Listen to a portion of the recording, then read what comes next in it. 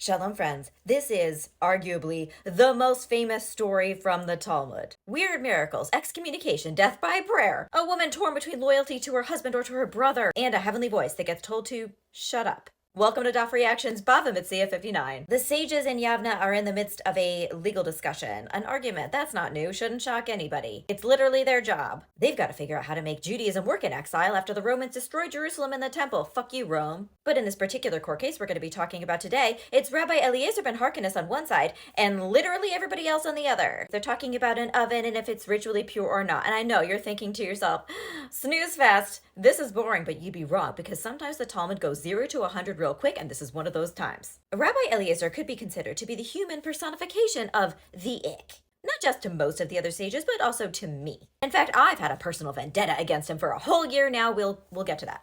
But in this case, he just cannot cope with the fact that absolutely nobody agrees with him. Nobody. And instead of just going to therapy, he starts looking for legal validation in all the weirdest places. He says, if I'm right, this carob tree will prove it. Lo and behold, the carob tree gets up and starts moving like it's going to Isengard. The sages are like, whatever, the carob tree doesn't mean anything. Rabbi Eliezer goes, well, if I'm right, that stream is going to prove it. The stream does start flowing backwards, but personally, I think it just wanted to be excluded from this narrative and is trying to back away slowly. The sages are like, you good? Are we going to keep doing this I spy with my little eyes something that might agree with me routine? Because at this point, it's giving I love lamp. Rabbi Eliezer keeps going. Next, the walls of the study hall they are in begin to cave in to agree with Rabbi Eliezer. Ego is egoing.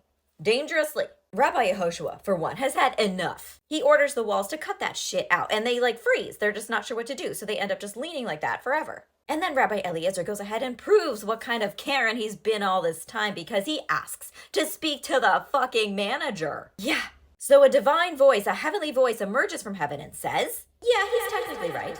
Rabbi Yehoshua stands up and he's like, no, roll the tape. Lo b'shamayim hi. The Torah is not in heaven. We have it now. We interpret without divine intervention. We collectively decide because that's how God made it. Rabbi Yehoshua was not about to be bullied by a bat kol into undermining community consensus. Now, at this point, you might be thinking to yourself, oh my God, that guy is the one who got excommunicated, right? No. According to Elijah the prophet, who really should know, God was delighted. Never been so proud. The kids have grown up so fast.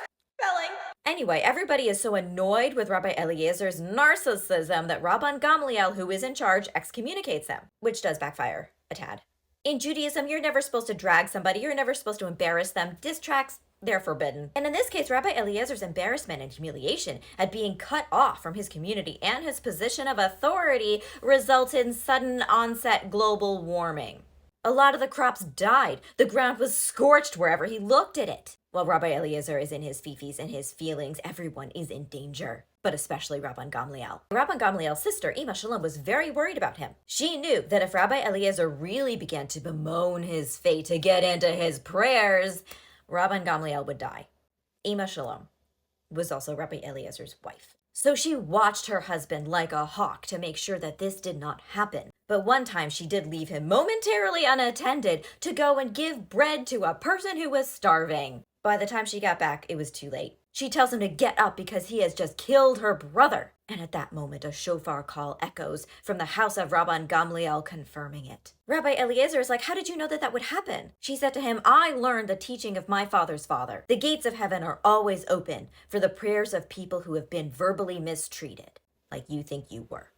Now, I can think of many lyrics from the Tortured Poets department that could be applicable to the relationship of Shalom and Rabbi Eliezer. I love you, it's ruining my life, hello? But for myself, the song that most accurately describes Rabbi Eliezer from that album is The Smallest Man Who Ever Lived. Which brings me back to my vendetta. Almost a year ago, I studied Tractate Sota 21, in which Rabbi Eliezer says that if you teach your daughter Torah, basically you're teaching her to be promiscuous. So when Rabbi Eliezer is acting like he's the victim of bullying, cry me a fucking river. Every woman who has studied Torah, studied Talmud, and has had his words thrown in their faces to tell them to stop learning, to shame them, to call them airheads, to call them promiscuous for doing it, well, we are all victims of his bullying.